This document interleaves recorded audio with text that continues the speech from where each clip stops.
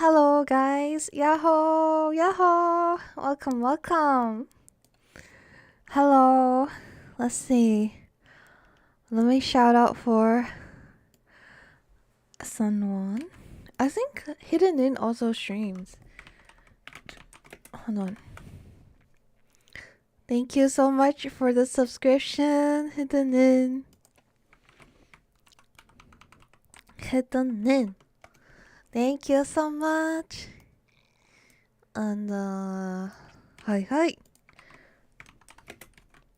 Thank you for coming. Hold on, mate.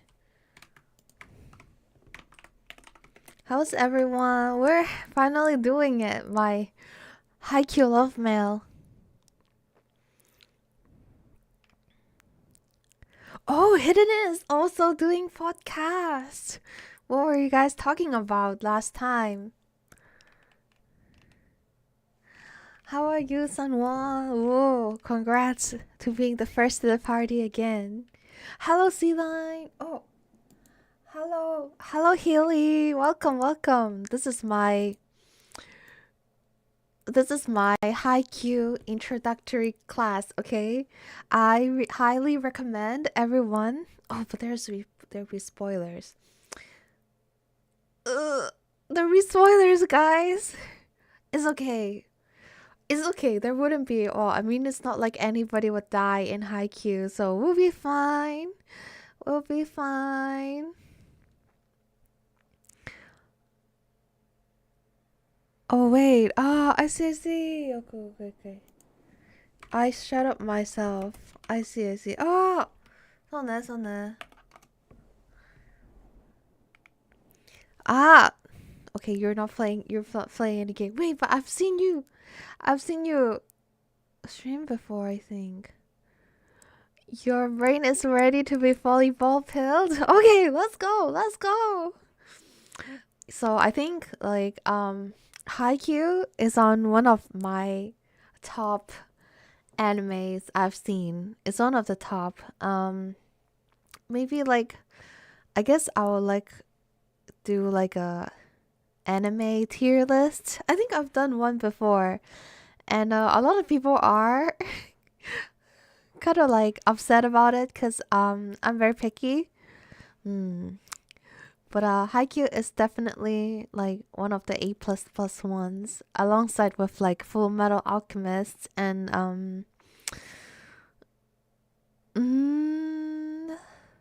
Chainsaw Man, I would say. But Chainsaw Man animation is definitely high up there. Like, I mean, the manga is great already, but like the animation and the ending songs of Chainsaw Man really give it another level of like greatness. You've never streamed? Who was like, I saw like a mod streaming. What? Okay, I guess it's not hidden in. Oh, you should start streaming. Chainsaw Man has a lot of film references. That's true. Yes, I think I like even like I think more even more in the animation too. So I wonder like the animation team, like how do they decide to like go off of the way to like make even more references, or like to choose different songs and stuff. Like they're really dedicated. That's what I feel like. But yeah, okay. Without further ado, let's go to our presentation that I prepared. I didn't add anything fancy to the PowerPoint because I don't want anything to be taken away from the fact that like Haikyuu is a great anime. Okay, if you guys have never seen it, you should really see it because you'll find out why in this introductory course. And another reason is that cuz I want to make more volleyball like Haikyuu content in the future, like explaining like my number one ship in Haikyuu, or like like specific themes I want to look into. It's like the best. I think for me, it's the best sports anime I have ever seen. Another one that I really liked is 𝐒𝐴𝐚𝐭 but Haikyuu is too good. Haikyuu is too good. So most people, I think, who have seen, like everyone, basically everyone I know who have seen Haikyuu, they loved Haikyuu. So I guess it's also worth it to see the hype, And I personally don't really watch sports anime. Like I used to like watch Kuroko no Basket.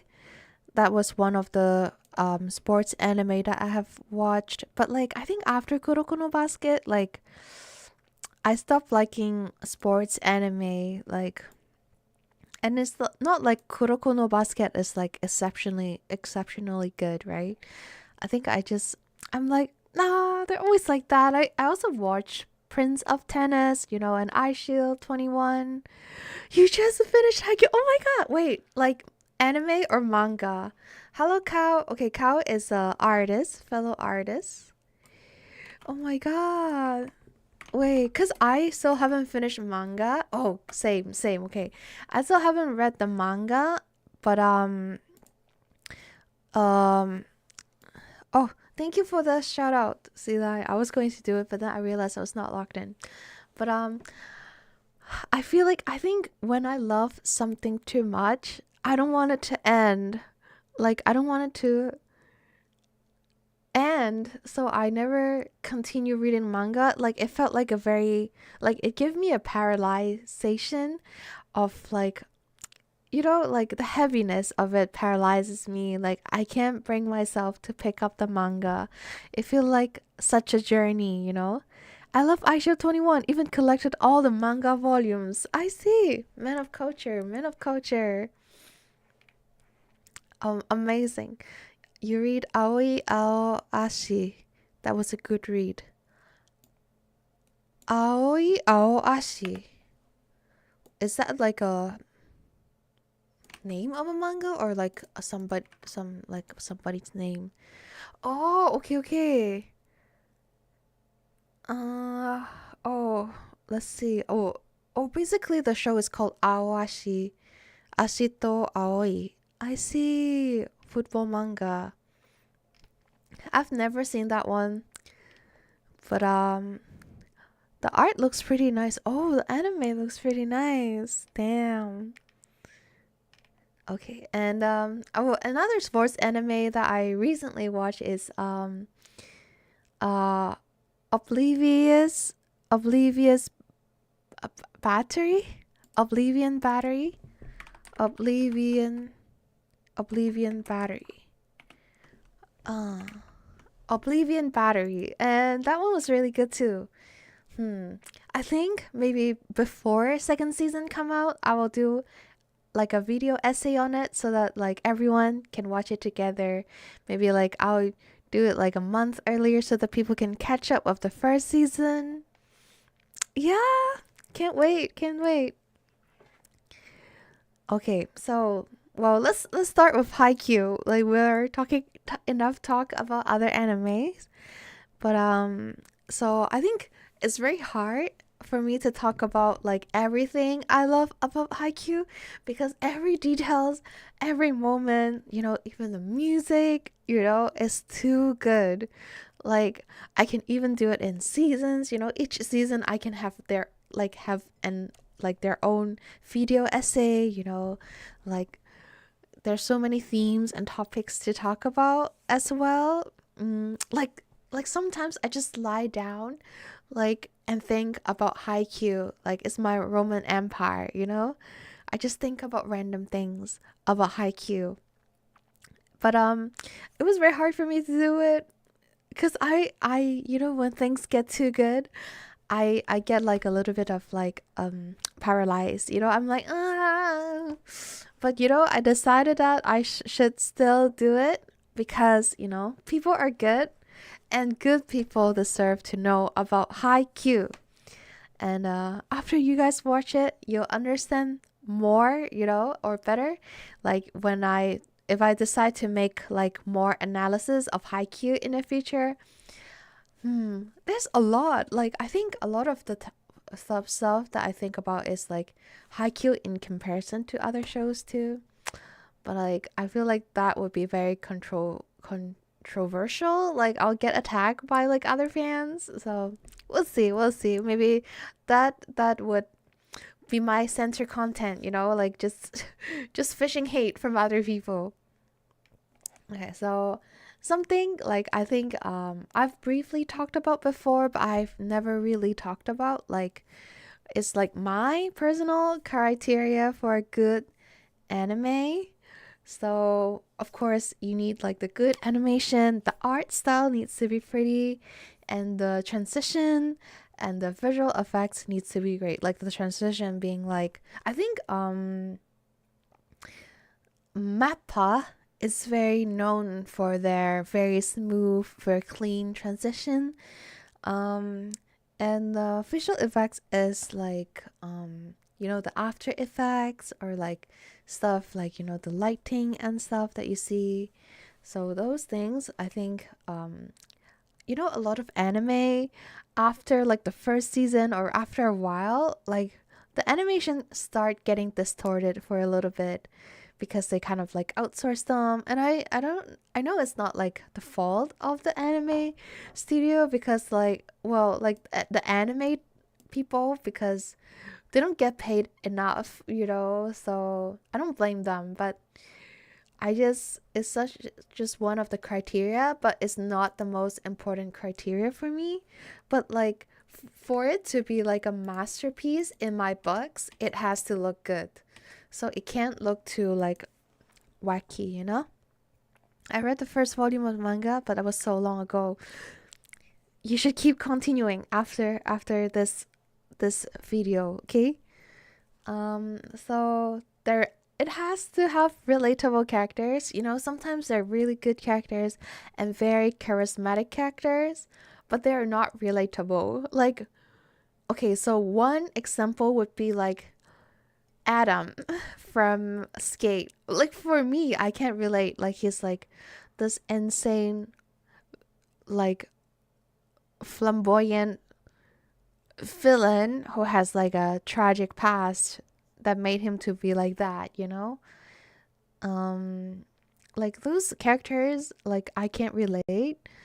Um because I mean, for it to be an anime character, there has to be some like hyperplay, in their personality, and there has to be some like extra, vibes of it, right? So I think Haikyuu don't really have that. Like everyone feels like someone I know in real life. So even though like the characters are very interesting and very likable, they're not like super like unrelatable or super fictional. Like another character that I really can't relate to is Subaru from Re:Zero, cuz like Re:Zero is objectively a good show. Like the plot is interesting, the characters are interesting, and but the main character is like very unrelatable for me. Like I can't relate to people reacting to like situations like that. So even though objectively it's a good show, like it wouldn't be at the top of my list because there's a bit of like personal like preference, right? So, and I need the characters to have character growth, and they have to be like more like, you can see it growing, along with the episodes instead of suddenly boom they have like a power up or a level up, and it just like shows up very abruptly. And of course that relates to how convincing is the plot, because if the characters are too unrelatable, if the character growth just like happen, without like like any like a paving up to it, you know, then it won't be as convincing, right? And of course the plot has to be engaging, even though the like plot makes so much sense, you know. So it might not be engaging enough, you know. Like you need a balance of it being like realistic, you know, convincing and engaging at the same time. Mm, what's like an anime plot that is not that engaging that I can think of? Hmm. Quite a lot of them. Like I just get bored after. Like one is Stein Gates. Okay, Stein Gates. Like the good part came after like episode like 10 or something. But I already watched 10 episodes of like slow development of story. So I was like, no, I don't think I was like, like everybody told me that show is great, and I'm like, okay, like I'll watch it, and I have faith in all those people, but like my attention span is too short, so I didn't wait until like the cool things start happening. So I guess that would be like not engaging enough. Like it was not like spread out like evenly, you know? Great. Yeah, great. And personal preference, you know, other than like relatable characters. I mean, like there's like a general average, you know, level of relatable for everyone. You know, of course, Haikyuu, I think everyone can relate it, can be feel related, you know, relatable to Haikyuu characters. But I would say not like people. There will be some people who feel like they can relate to Skate Infinity characters, and there be some people who don't, right? So that's also so. But there's like a consensus on it, right? But I think personal preferences, I think it's like voice actors, you know. I think I have like personal favorites like in terms of voice actors, and so I think that's just something that would make it like A plus plus for me. And also of course the genre, like, but to be honest, sports anime is not like even in a genre I like, because I don't really like sports anime.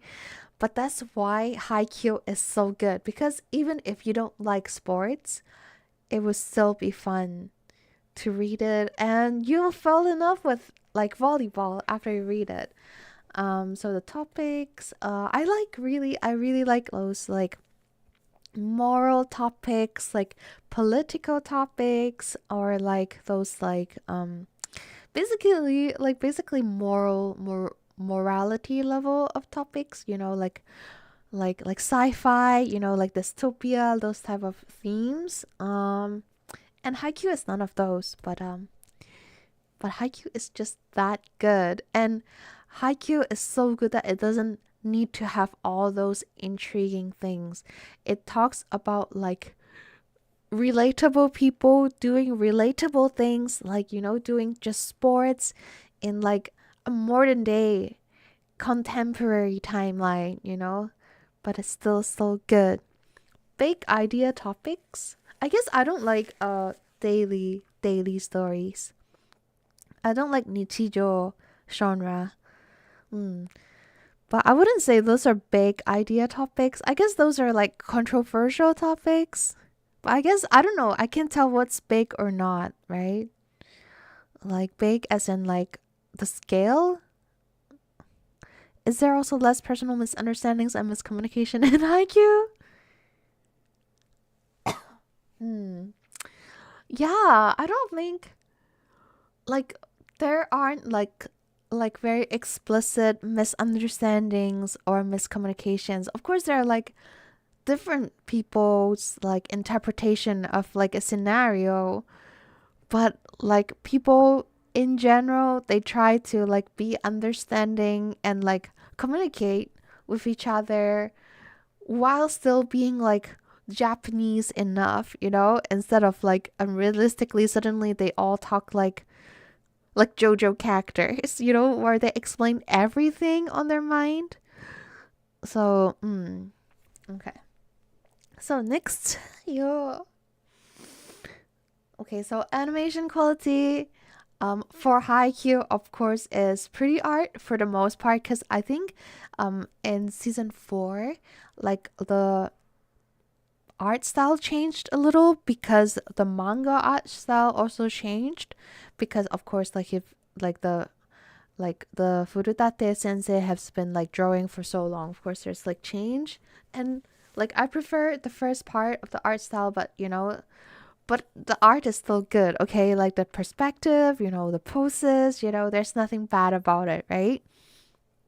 Um and most of the time they don't slack in their animation. I think they try not to.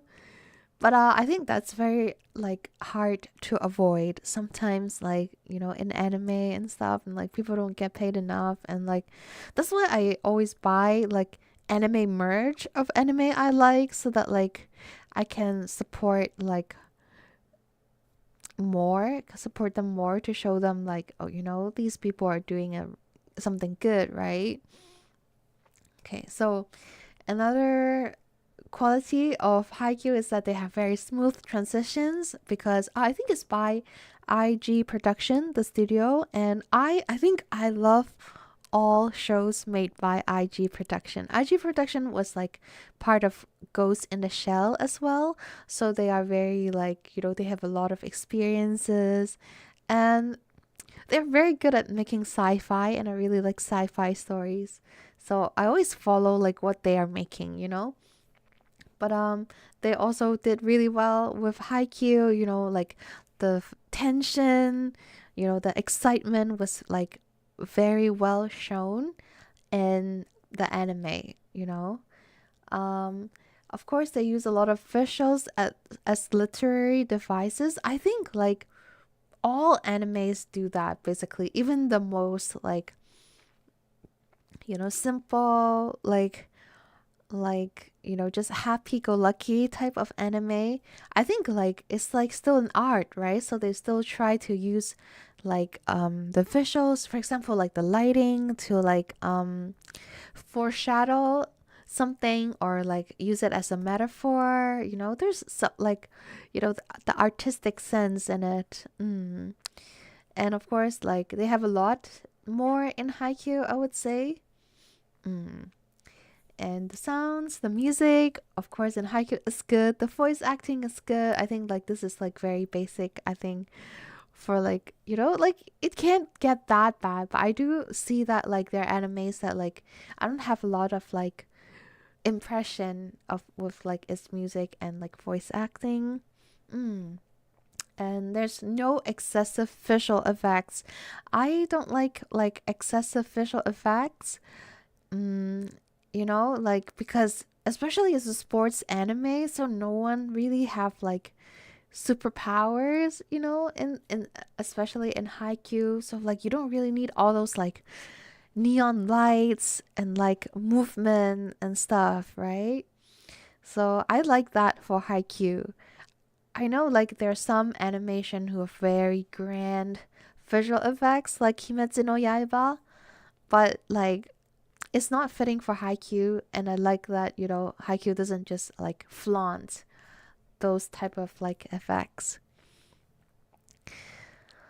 Oh, okay. So C Line says, I generally see themes of politics, dystopia, social issues as big idea topics compared to interpersonal themes like relating to other people or finding purpose or working through trauma. I see. Yeah, I guess so. I guess well, I like seeing characters work through like trauma or like navigate through daily challenges. I like that. But I guess I see what you mean by like, social issues. It's more like a global issues instead of like a social issues instead of like personal issues. Yeah, I think I do like social issues, like those like politics stuff. And like something that is more like heavily impacting on like people, on everyone basically. But I do like but I do like working through trauma and finding purposes and stuff. But I guess I'm personally not that. I don't have those much thoughts about like interpersonal issues, so that's why I don't pay attention to them as much.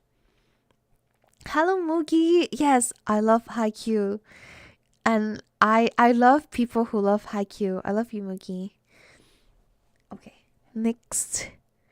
So basically, Haikyuu, I would say, is a work of art. Like, the effects are down to earth, but still really cool because of all the transitions, like the pacing, And so, oh, by the way, this picture here is like a poster for the movie, like the dumpster battle movie that came out like last year.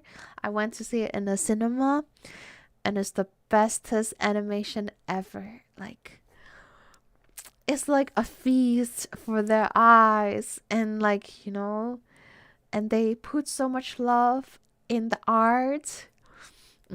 So I would say like it's like a movie that you really need to watch it in a cinema. But of course, like it's a movie, so the budget is different, and they don't outsource. Well, they still outsource, but like it's so good. It's crazy. Like I think I want to buy like DVD so that I can like show everyone and force everyone to watch it, Mm-hmm. Okay, next. So Haikyuu is also a masterclass of characterization and storytelling. So oh my god, I get so excited. Like every character in Haikyuu gets their moment. So like, oh my god, I'm blocking Kita-san. So if you look at like, these people, you're like of course, Hinata and like, Kuro and Oikawa, like Toru, but then like the two characters next to me, like closer to me, they also have like their own like vibes and stories going on. So well, we'll start with like we'll talk about them, okay? So every character gets their moment in Haikyuu, and the characters are very dynamic, meaning that they change over time, and they're also very round, as opposed to flat character that is very tropey, and they are like they have like only one side of the character. Like tropey characters, I would say, are like Blue Lock characters. They're very tropey, like they have their own complexity and dimension, but it's not like as round and realistic as Haikyuu characters. And of course, there's a variety of personalities, and the interesting stories came from all these personalities interacting and clashing with each other instead of just some miscommunication and misunderstanding, which I hate. Okay, I hate misunderstanding in shows. Because it's usually like I don't know, similar characters, just doing like being bad at communication, So I'm just saying thank you, Furutate Sensei, because the the greatness of the characters do come from the manga. It's not like it doesn't come from like the anime. It's not original, okay? It's based on this manga, so of course we have to be thankful for the manga as well. And of course, like I'm just showing you like some examples of like how dynamic like of different characters. And for people who have seen Haikyuu, you know that it does not center around the main character, which is like Hinata and Kageyama. So many characters have their in-depth moments of character growth, and their stories really tell you a lot about like each character, and like how they influence other characters. And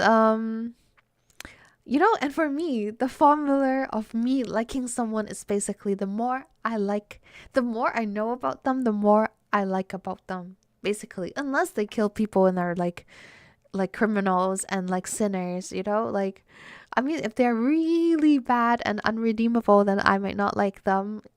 the more I know about them, it's like fucked up shit they do to other people. Oh shit, I'm going to get YouTube is gonna shadow ban me.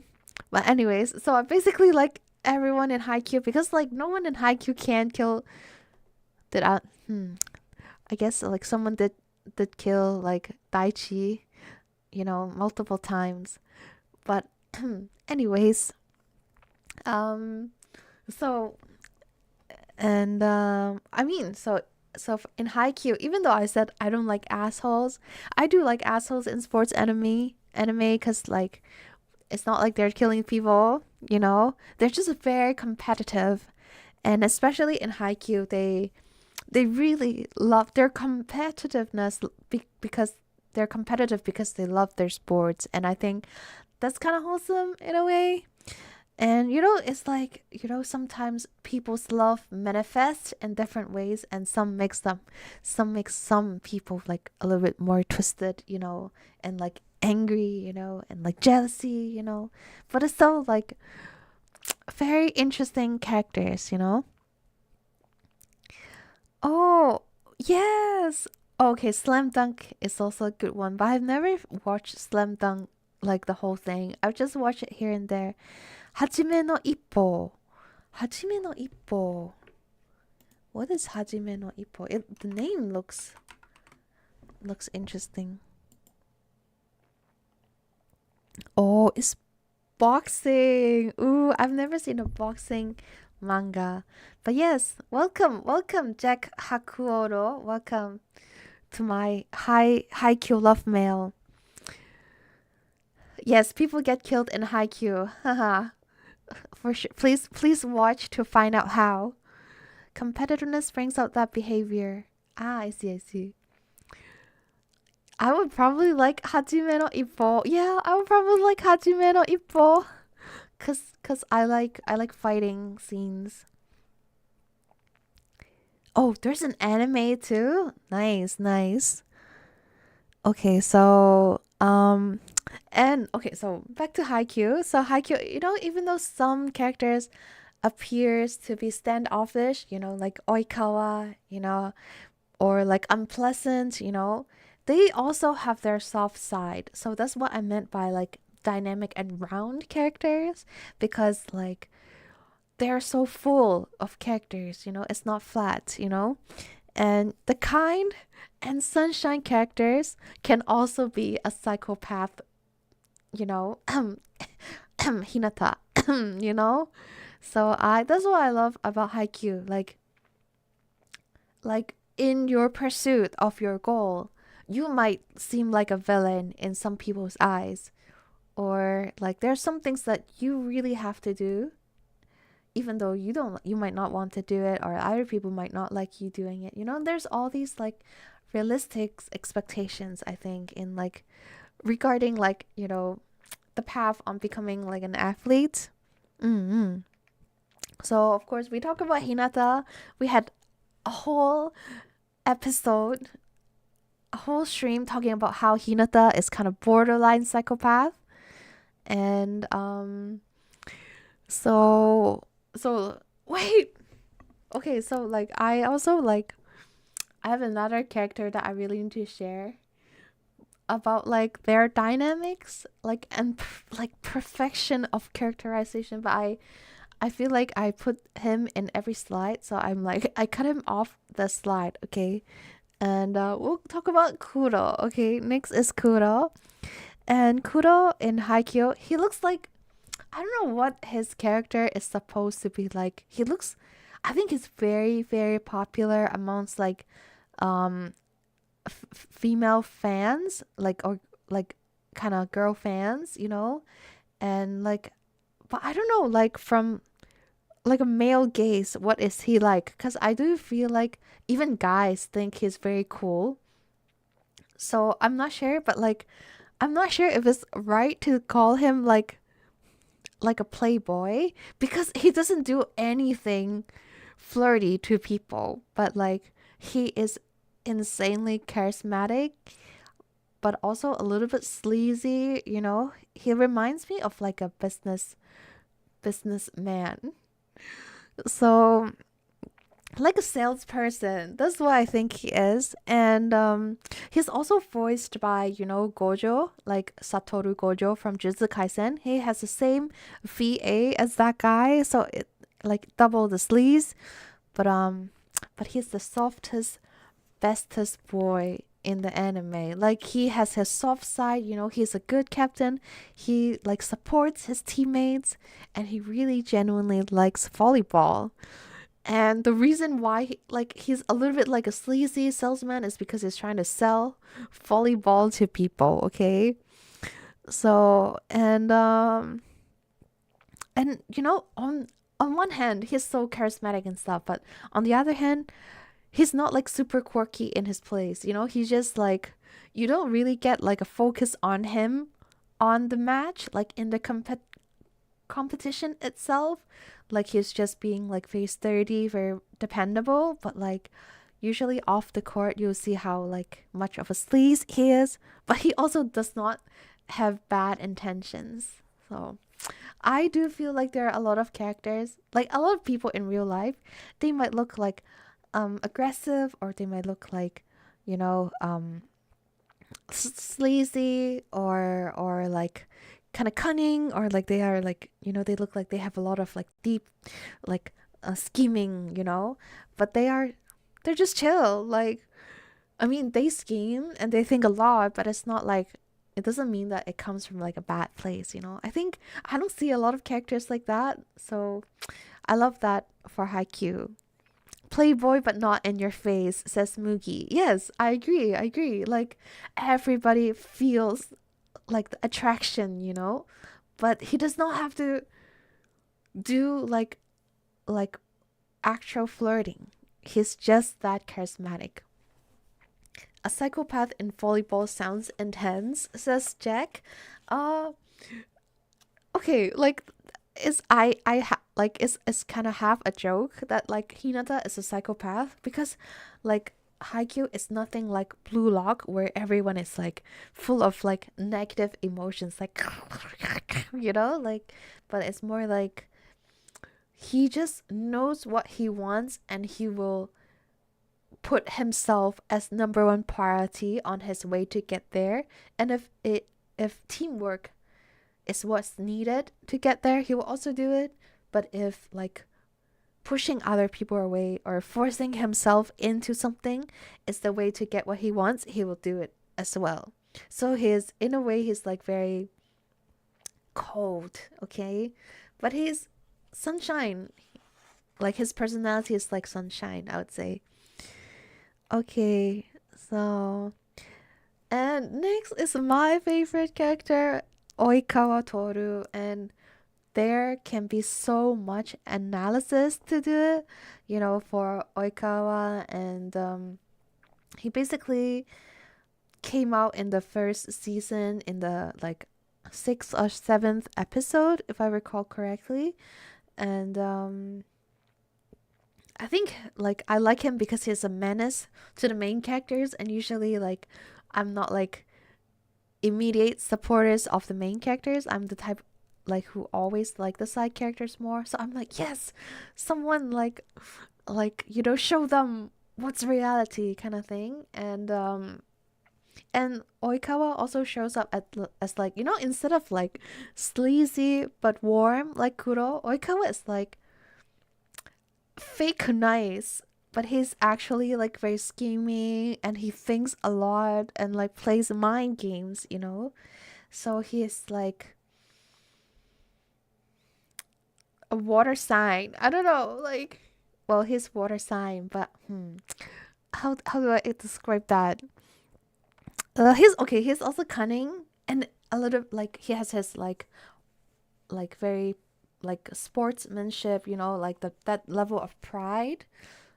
And he also like messed up, like, sometimes, like, you know I don't know, like I like Oikawa too much.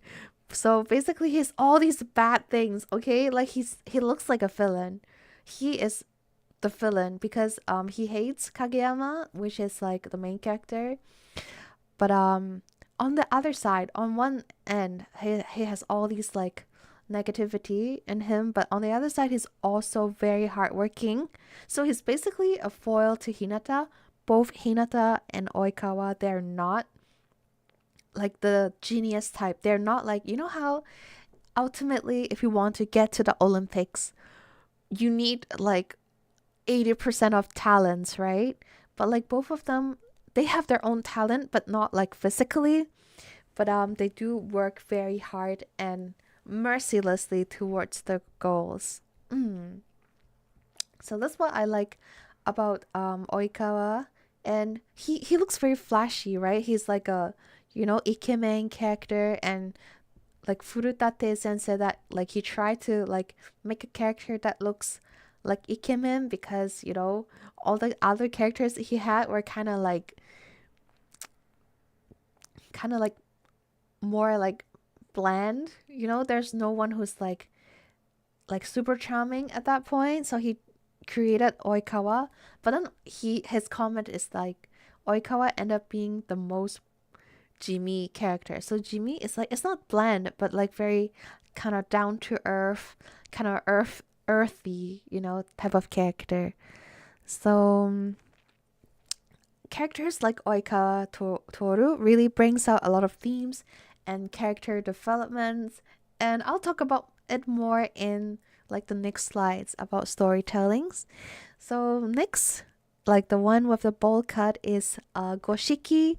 And Goshiki is basically like a side character. He's like one of the like first years in one of the teams in like the local tournaments of like, you know, in Miyagi, Japan. And but even though like he is just such a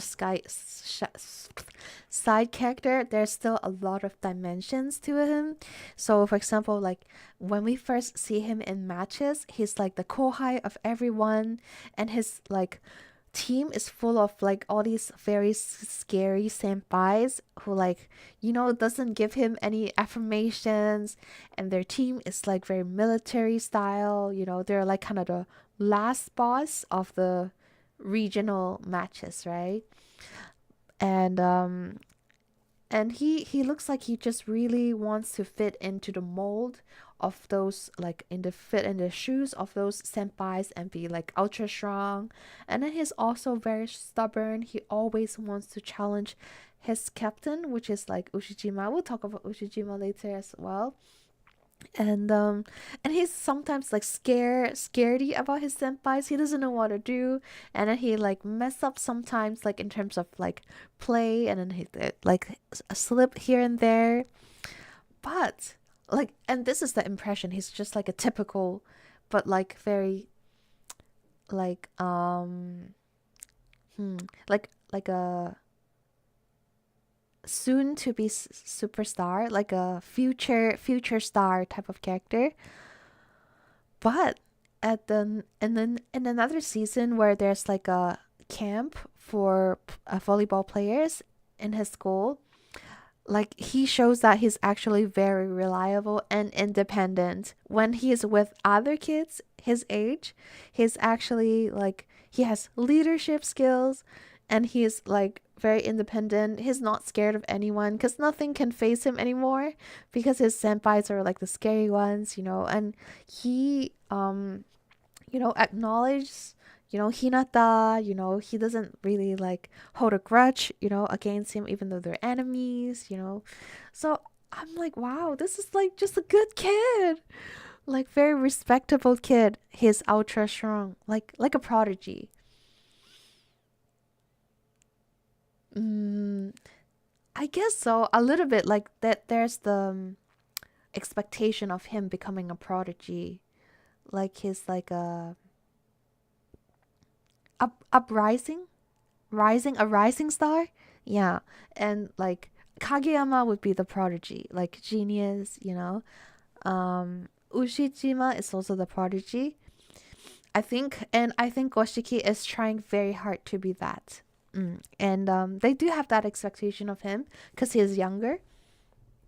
So yes, he's actually very strong on his own. It's just that when he was with his team, he got outshined by other people. But he is a character of his own. So the last but not least is Kita-san. Okay, so first thing, like I think one of the like interesting facts about Kita-san. So he's the captain of this Kansai volleyball school team, okay? And you know, they all have like Kansai band, you know, it's very like I love Kansai band. And I think he's like the favorite character of like the superstar player of Japan's national team in real life. So I think they interviewed like the Olympic team of like Japan, and I think it was the captain, or I don't remember who. It's like some like Ishii something. Okay, let's see. National volleyball Ishikawa. Oh, his name is actually Ishikawa. He has the same last name as the voice actor of Kageyama. That's interesting. Yuki Ishikawa, I think. Okay, I don't want to spread fake news, so please don't take my words for it. But I think his favorite character is Kita-san.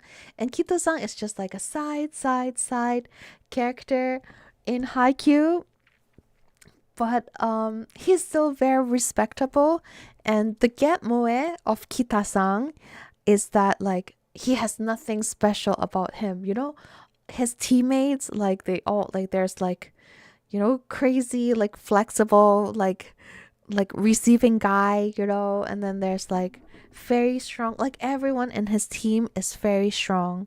And of course there's like, you know, Hinata who can jump super high, and then there's like Oikawa who's like super scheming and cunning and like controlling of the whole like situation, you know. There's all these, and like even Kuro, he has this like charisma, you know, and his like, you know, like leadership, right? But of course Kita-san is also good at like being a leader because he get like respect from all his like kohais.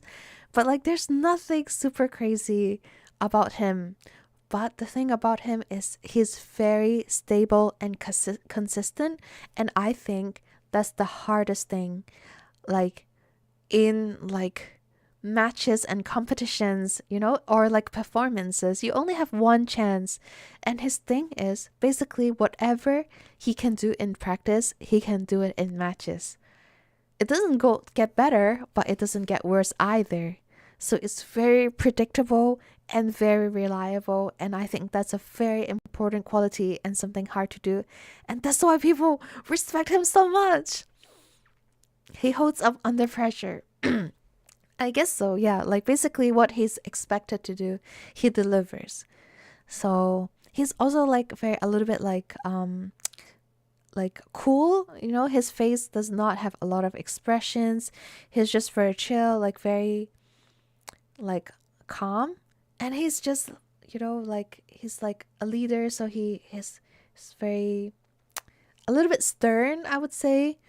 But like in the show, you still get to see like moments of him being emotional, you know, at the end of like matches, you know, like, and people like his kohais, you know, talking to him. It's so satisfying to see a character like that cracks, you know, and it really shows you and reminds you that like you know, we are humans, and humans have a lot of different sides. So you really shouldn't judge a book by its cover. And like real life people, you know, you can have like a colleague that you think, wow, like why are they so always resting bitch face, you know, but one day you might like witness them under like a different light. And I think that's very interesting, and I think a reminder like that like keeps me more like understanding and like more interested in humans. Him getting into team, oh, pain, I can't breathe. Yes, I'm gonna cry. He's Mr. Cool. Okay, next. Oh, Kita-san, But yes, I love them all. Like I also like Goshiki. Like Goshiki is my son. I love them all. I think Hinata is like a little bit too selfish for my taste, but I can appreciate him as a great sportsman, okay? Okay, so character growth. The person that I really don't want to talk about in every slide, but he keeps showing up in every slide, is the guy in the middle and his Tsuki. So we'll start with Kageyama because, of course, Kageyama has this very obvious character growth. He went from, he is like a prodigy. He's very strong. He's like the strongest in his like middle school team. And that's why it's very hard for him to cooperate with other people because he's like, like other people can't catch his balls, or they don't really fit into his expectation. But he ended up in Karasuno, the school, and because of the team's culture, they're very like nurturing and they have no fear in letting like a younger kohai play as like a main like team member. So they let Kageyama like shine while help Kageyama learn cooperation. So I think that's great character growth. And you know how he looks down on like he like gets frustrated when other people can't do shit? Like, oh my god. I can't stop swearing. But like, he was paired with Hinata, who is like known to be kind of bad in volleyball in the very beginning, but he loves volleyball and would try to play volleyball and would try to find any way he can to fit into a team. Not the balls. Not the balls. But yeah, so that's the very obvious character growth of Kageyama. And I think because of that, like, he's also a foil to Oikawa Toru. He used to be in the same school as Oikawa Toru. And Koi Oikawa Toru could tell that Kageyama is a prodigy. And he eventually will surpass Oikawa. Like Oikawa have this fear and jealousy. He knows he works super hard, crazy hard to get to where he is, but he knows Kageyama because he's so talented and he's a genius. He can get there a lot easier, than him, right? So he got like jealous, and then he kind of bullied Kageyama a little, But they are also a foil because Oikawa is like the strongest person carrying his whole team. In high school, so in Aoba Josai. So but because he's insanely good with people and good at teamwork, he's able to make his team one of the top strongest team like in the region, right? Even though he is not he's not a genius and all his teammates aren't that serious about volleyball in a way, but he's still able to do it. I don't think any of his teammates like end up becoming like a volleyball player. That's how they're just, it's like a sports in high school, okay? But he still managed to elevate them, right? So I think if Kageyama learned to do teamwork like that, he'll be even greater. But I guess he still have to learn how to socialize and stuff. So there's that. And there's Kenma. Kenma is very popular alongside with Kuro. Kuro and Kenma are the same team. Like Kuro from like the charismatic guy with the voice of Gojo, They're from the same team, and they're this team from like Tokyo. And for some reason, like this school, all their fans are crazy good at art. Like all the nicest art in Haikyuu comes from Nekoma school. I don't know why, but that's a side fact. But so Kenma, he's a nerd, and he's also a gamer, and he doesn't like physical activities, right? But in meeting, like in encountering Hinata, who's such like a unpredictable ball of energy, he starts appreciating um he starts appreciating volleyball, and of course under the influence of Kuro, and Kuro is very patient, in promoting volleyball to just one extra person, so there's like, and he learned, he became like a volleyball lover, and he learned to utilize his like skills and games, and like playing like Monster Hunter, and apply those skills in playing volleyball. So I think that's a character growth, and it's great to see him like slowly fall in love with volleyball. And as we, as audience, fall in love with 𝐂𝐴NMA, okay? Hello, Mini Me, welcome, welcome. Thank you for coming to the stream. So, anyways, last but the biggest piece, okay, is Tsuki, and I think Tsuki is like epitome. Is that the right word? Like the peak, not the peak, but the like the ideal case study of character growth, characterization, and storytelling in Haikyuu, okay? So, Tsuki, he started like scoffing, he joined volleyball team, but because his own like trauma, not like a huge like heavy, someone died type of trauma, but his own like backstory, he's like all these people trying so hard, right? And but like, and then he end up looking like that in that picture in the center, like yes, and it's such a journey. Like, okay, so I have never met anyone who've seen Haikyuu and dislike it except one person, okay? So this person, he said he can't relate to the hopes and dreams and like being so extra about something, being super crazy and into and passionate about something. He's like, I can't relate. Even for that person, there's a character for him to relate to, and that's Tsuki. Like, Tsuki is like, it's a high school sports team. Why are you guys so excited? Like, why are you guys so hyped? And like Tsuki is tall and he's pretty good like physically, so he's like he doesn't like have to try much. He's like tall. He's like, it looks uncool, like to try so hard, and he has all these like antics of like kind of pretending to be borderline like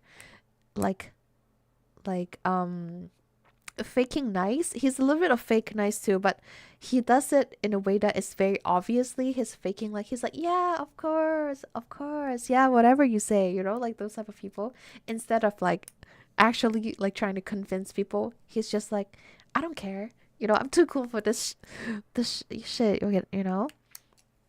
Itsuki missed his Tsuki Mr. Cool Blaze, man. What is Blaze?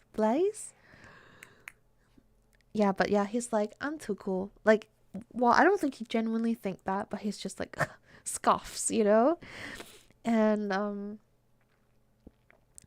and there's like this great storytelling, of Haikyuu, like of how like his senpais kept like, just trying to tell him, Tsuki, you're a good player and stuff. Like, but no one forces it upon him. And I think that's the most like realistic and like satisfying thing, because like no one is super like passionate and like, all those like very atsui senpai who's like, yo, what are you doing? You gotta love volleyball, like, to be in the team. No one forces him. They're just like Tsuki's like that. Okay, well, as long as you can block the ball, like we're not gonna say anything. Just let him be. Like, let him vibe. Let him marinate in his own juice, and like they're still nice to him, but like no one is like lecturing him or something. except that like eventually, of course, you know, like you get a little bit competitive in games, and he like you know, and Kuro and another captain from another school, they're having like a school camping, like a scam camping, um like a training camp, you know, training together. So they're just trying to like teach like Zuki some like very like nasty tricks, you know, to like block people here and there, right? And like Kuro, as the good great salesman he is, you know, he didn't lecture. I think he knows enough to not lecture Zuki, but he like teases him here and there and like trying to like poke him, you know, trying to like, you know, just become a friend, you know. And eventually they told him, I don't know, man, I don't want to spoil. It's one of the greatest moments that Zuki went from scoffs to yes, you know, like I did it, you know.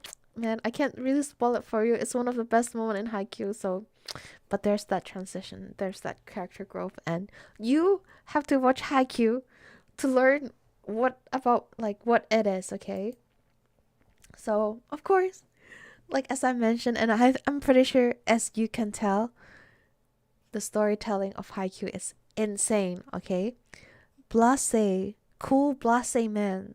I see. Okay, says C line. So Zuki is cool blase man means being apathetic to positive and negative things. Yeah, makes sense. He is, but he's just acting cool, you know. A lot of kids are like that because like well at some point, even at some point in my life, I thought like being a genius is like the cool thing, you know? Like you know, like people saying, you know, when someone's pretty and like naturally pretty, you know, people value naturally pretty than um having makeup or like plastic surgeries, you know, because it's more valuable if you're born with it, right? So like there are people like, you know, like wait, what am I? Where am I going to towards? But yeah, so like I used to think that, you know, it's more important to be talented than be hardworking. Like you try so hard studying for the exam. I didn't have to do anything. I didn't study and I still got a good grade, you know? Like it try hard used to be like uncool, right? But I feel like I think education is working well and like animation is bringing the correct attitude to kids. So I think nowadays people do respect people who work hard, and I think it really shows in Haikyuu that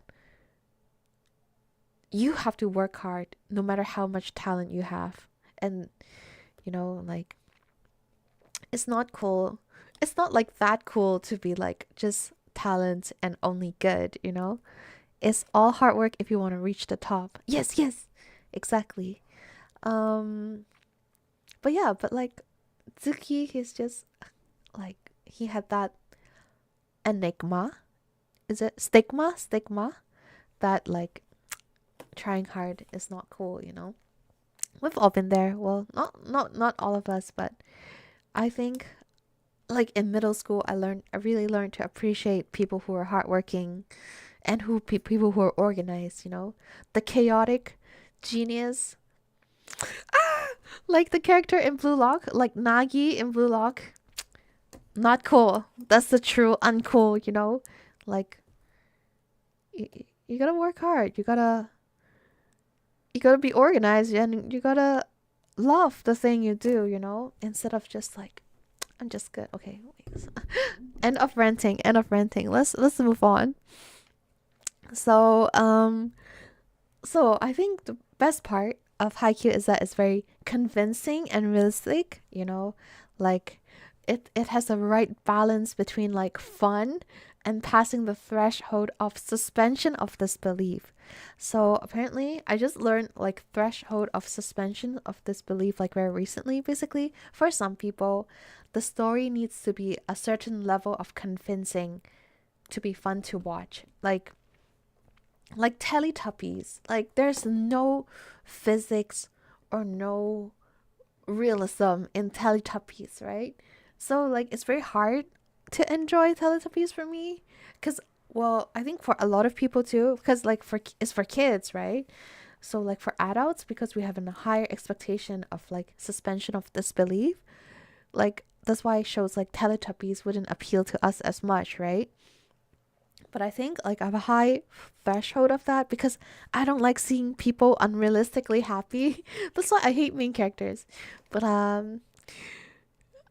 Blue Lock is too out there. Nagi falls in love eventually. Yeah, he does. He does. That's his character growth. I guess though he's like, can't compare him to Tsuki, but he tries. He tries. You gotta give him credit for that. But he still doesn't do anything else. That's what I hate. Like don't make Leo clean your socks for you, man.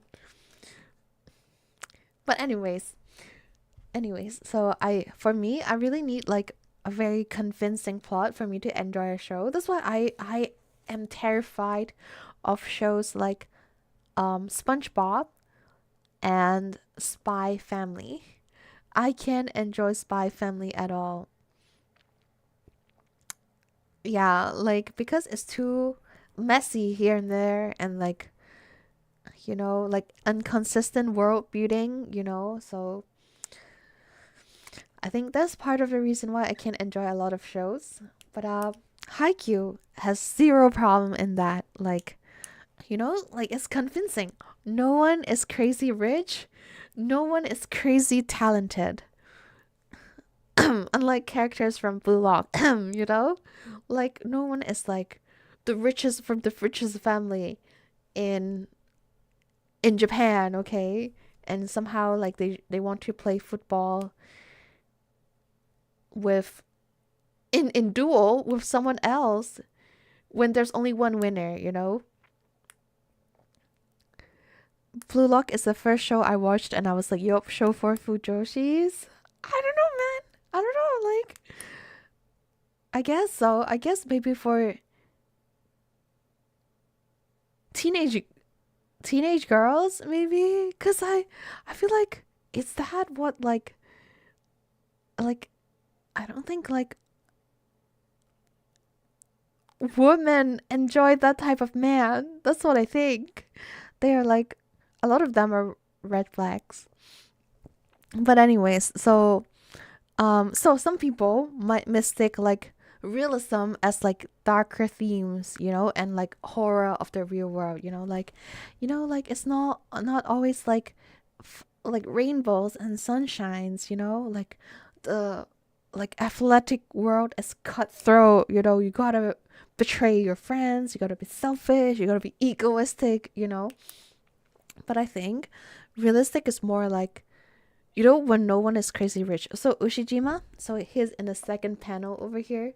So Ushijima here, he's somewhat genius. He's actually genius. He's a lefty, which is like a big deal in volleyball apparently. Because like it really changed the like direction of how the ball goes and stuff. So it makes it harder for other people, and and he is also like, I think from his house, he might be also be richer and he goes to like a more expensive and bougie school, right? So he is rich and he's talented and he somehow keeps winning. And when he like, if he lose a match, he's just like, okay, I lost. And then he just continued. Like he has like mental health of steel, right? But I think the realistic part of it is that like there are just some lucky bastard we know in life. Some people are just lucky like that. They're born into a family that can afford to send him to a rich school, like expensive school that is especially good at volleyball. And his dad, he has the genes of like like a athlete, and then he has his left hand, and then he he just have everything. And throughout the show he doesn't lose any of that, and he just kept winning in life instead of like losing everything after losing one match. You know how in like, I don't know, in more like juvenile shows, like the great villain, the last boss, somehow always loses everything and like like get bracket revenged against. Like nothing happened to Ushijima, and till the very end he just still like luckily gets everything. He's always the number one. And I think that's the true horror of the real world. Some people out there are just lucky like that, and nothing you can do could surpass them, because they just have everything. They have the resources as well as the talent. That's a good way to make a hateable villain character, but you can't hate Ushijima. Like, he never asked for this, okay? And which makes people hate him more, especially Oikawa. Oikawa hates him because Oikawa is not genius. And he chose not to go into that expensive school though, because like Ushijima is like, you should have come to Shiratorizawa with me. He always asked Oikawa to come to his school, but Oikawa is like, I want to beat you, so we can't be in the same team. And Oikawa is like hardworking, he has his friends, the classic jump like formula: hard work, friends, and like victory, right? He has the hard work, he has the friends. No, never victory against Ushijima. And I think that's realistic, Sometimes some people are just like that. And Oikawa loves volleyball, but he still couldn't make it to the nationals ever because of Ushijima. And I guess that's the true horror of the real world. Sometimes it's just like that. Life is just like that. Like, Oikawa is like the main character in his own story, except he never defeat the big boss. Oh no, I lost this high school match. Well, who cares? I play for Japan. Yeah. Yeah, and he's like captain of Japan too. Like, no one questioned that, You know, if they're on the same team, they could have made a golden age team for the school. Yes, exactly. And that leads to one of my next points in the bottom, like the foils, like him and Ushijima and Oikawa is like a foil to Kageyama and Hinata. So it's like the genius and the hardworking duo, right? Except because Oikawa is so stubborn, it never happened. Unlike Hinata and Kageyama, even though they kind of had like a little bit love, like, well, not a little bit, quite a big like disagreement and conflict between them, they still end up like choosing to be allies. And that's where their victory came from. Thank you for the drink and stretch redeem, Eric. Thank you. Thank you. But yeah, so that's I don't know. So threshold of suspension of disbelief is basically like, for me, that's the level of realism. Like, the main characters can't always win. Like, if I always see them win, I'll be like, no, this is too much. Like, they have to have some defeat. Unless they're like there's a reason for them to be that strong. But usually those can't be main characters because there's no character growth. And of course, another realistic thing is there's no superpowers. No one like is being killed by like a tennis ball. Like in Prince of Tennis. Everyone is just like, well, maybe Daichi died like a few times, but like they're just playing volleyball normally, and the tension and the excitement comes from the pace and the framing and the transitions. It doesn't come from like the very flashy superpowers or like a ghost on your back. So another reason that I personally like is very important to me, because it's actual sports, not magic, okay? And So it's a master of show not tell, because all these foil, all these like contrast comparisons, it's all in the characters behavior. They didn't really, no one commented like, oh, um like Oikawa is like Kageyama's a foil. No one ever say like that, or like no one over explains anything. It's basically you have to feel it and absorb it, and it's like showing so well that like you don't need to be like a literature like analysis another like professor to understand like what's going on, right?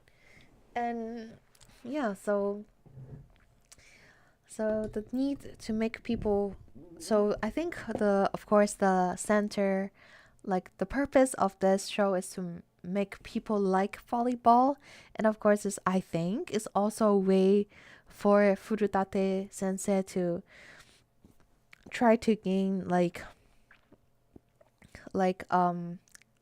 try to make people like notice his hometown Miyagi, because he wants to bring people to like Miyagi and to like love things that he loved basically. So good storytelling practice of show don't tell. Exactly. I don't like shows that like explains everything. Explains the plot, explains like the characters, personality, like cuz you unless like some of course they say some people say like some characters would for example think Oikawa is an asshole, but that's his opinion of Oikawa, that's not like telling the audience that Oikawa is an asshole, So there's a lot of details like that. And but anyways, so I think Furutate wrote this manga to make people love things he loves. And I think it's a very like wholesome purpose, instead of just trying to be edgy and cool. I think like even though I like edgy things too, but like I really appreciate it when people just try to like promote like a wholesome like story instead of like writing stories for edgy teens to self insert into, okay? Okay. So I talked about the foils and comparison and contrast. So there's the foils between Oikawa and Hinata, and Oikawa and Kageyama. There's also like I talked about like Ushijima as well. And there's the contrast between like Ushijima and Oikawa, for example. So Oikawa, he is a very teamwork person, but he's not a genius in volleyball. But Ushijima is a genius in volleyball, but his team is the military style team. So everything is like you have to follow like the captain, and so basically both of them carries their whole team. But like Ushijima, there's no cooperation or like game plan in his team. Basically, their game plan is to give the ball to Ushijima so that he can hit the ball really hard. And because he hits the ball really hard, basically, no matter how smart you are, you can't receive the ball because it will break your arm because he's that strong. So he's just stupid strong, okay? But like, there's no rule in volleyball that does not let stupid strong people winning. There's no like weight limit in volleyball, so he's just strong like that. And so there's the foil and the contrast and a comparison between the two characters, and that's why I think maybe they should date. But that's for another episode, okay? So of course there's like Suga is like a senpai um in Karasuno, and he's like a people person. So unlike Kageyama, who's like grumpy, who gets mad when people can't like take his balls, but like Suga is like very supportive, and he's the one who's like, okay, I don't mind not being in the main team, like even though I'm the senpai and this is the last year that I'm gonna ever play, for volleyball, likely, because I don't think he plans to go into like professional volleyball. But he's like, just I want my team to win. It's team over like individual. So there's this like contrast of mindset which like influence Kageyama. So there's that. And smooth interactions between each character's personal growth and their backstory. So, like 𝐒𝐿, right? So these are the captains who helped 𝐒𝐿 fall in love with volleyball. And this moment they shared, like when they're like teaching him or like playing with him, like it consistently show up in the rest of the story because it's like a solid core memory, right? So there's like a small reference to it here and there, and sometimes they'll bring it up like, man, I shouldn't have teach you that, like those type of like jabs. And it makes the story very realistic. It's not like, oh, this happened, like maybe like they defeat one enemy and then that enemy is forever gone from the story because they move on. So it really shows like a very complete like worldview, like story of Haikyuu. Mm-hmm. Okay. I think this is the last slide and it's the themes. I really don't know where to end for this presentation, but so I just come up with like this slide where there are a lot of like interesting and like I guess it's the not the big ideas themes, it's like the interpersonal themes, just as C-Line said. Um so it's like the passion versus reward. Your passion does not like directly mean your reward. Like even though you love it a lot, you might still not win. That's the reality. But you gotta love something before you're good at it. But you gotta feel like you're a little bit good at it before you fall in love with it. So there's this cycle of getting better and better. So you do well, you like it, you do it better, and you do better, you like it even more. But you still might not be rewarded for it because there are people like Ushijima who has the body and the resources. But if you keep doing it and keep loving it, there's a good chance that you will accomplish something. So I really like the indefiniteness, like like there's no definite answer, like there's the reality of there are always people who is just luckier than you, but still you can also be in the same like level as them. You might not beat them, but you'll be in the same level. Like nothing is definite, and I really like this type of message because you can't be so sure what you believe in, and you shouldn't be limited by your own beliefs. So there's that, and then there's solo performance versus teamwork. I think that's like also a theme in Blue Lock. And so I guess to be like an athlete and to be able to play on the like court itself, you gotta be like selfish, you gotta fight for yourself. But at the same time, like when you're there in the court, you gotta cooperate. So I think there's a lot of interesting like personalities, like they have different personalities trying to work with each other. I think that's very interesting. And like some people, they're more egoistical and they think they put themselves as priorities. But like there are also people who can work around them or who can make use of that at the same time. So, and then there's hard work versus talent. Hard work doesn't mean everything, but talent also doesn't mean everything. And it's just like the first, like the passion and reward thing. It's like a cycle. Of like even if you're very very talented, there will always be people who are more talented than you. And even though you're very hardworking, um there will be people who are more hardworking and more talented than you. So I think um I think it's very, it's life, you know. This is like the true essence of life. Yeah. Okay, so I think I want to like end with like Oikawa's quote. So basically, he has this favorite saying that talent is something you make bloom, and instinct is something you polish.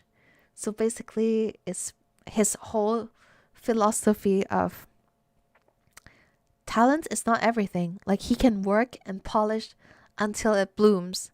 And if you don't work on your own talent, it also wouldn't bloom, you know? So it's so cool. He's such a good character. Please love Oikawa. Thank you. I mean, please love Haikyuu. Please love Haikyuu. I think that's the most important. Thank you for, oh my god, thank you for following Morning Star. I love your name. But yeah, so I hope everyone will watch Haikyuu and everyone will feel the goosebumps I had, you know, when I watch it. So thank you so much. And yeah, if you guys have any topics that you want me to talk about, feel free to tell me in my Discord. Let me share my Discord. And hold on, I need to do it here. And let me put it in YouTube as well. And please follow me and or subscribe and or just like my video if you are in YouTube. Thank you so much. And I think I won't rate because I'm like keeping records on YouTube video. As like before I can find a way to like smoothly transit, I will not rate anyone today. But thank you for coming. Do you guys have any questions or answers? Do you have anything you want to discuss? Please let me know. Please comment now. Very wise words. Yes, indeed. I think Furutate is very wise and he is very observant of humans. Like all these like people, they have to like all these characters. I feel like there has to be someone like similar in real life. Especially like athletes. But yeah, let me see what like Reddit says about like Oikawa's quote. Oikawa talent quote.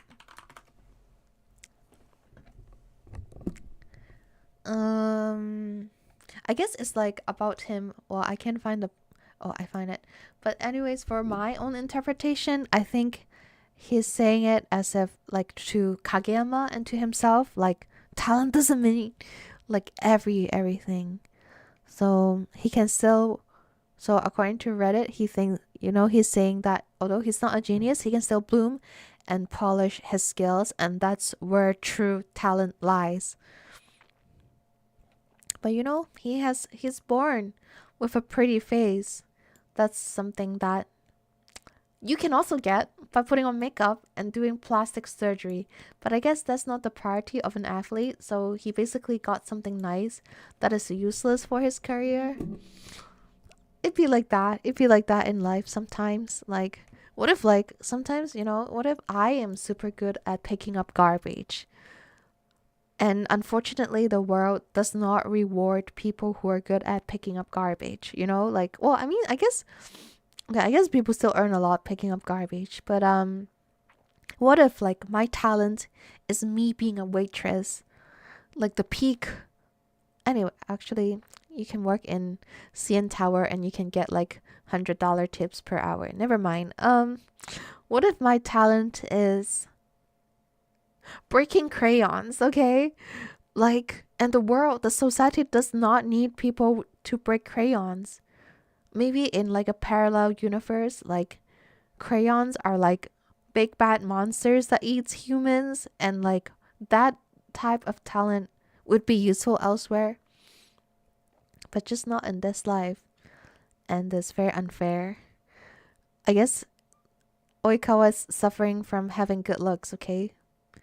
Because it's not needed in playing volleyball. But anyways, okay, if there's no questions, I'm going to end stream now. And I'll be posting my schedule in Discord soon. I'll try to figure out to put it up on my YouTube, because I saw people posting it as like a video, scheduled video, like a thumbnail. I'll see. Okay, and I'll see you guys next week. Next week, the whole week, I'll be playing Majima Pirate in Hawaii. So please, I'm very looking forward to it. Even though I'm like kind of itching to play Prince of Persia too, but Majima, man. Okay, see you guys. Bye.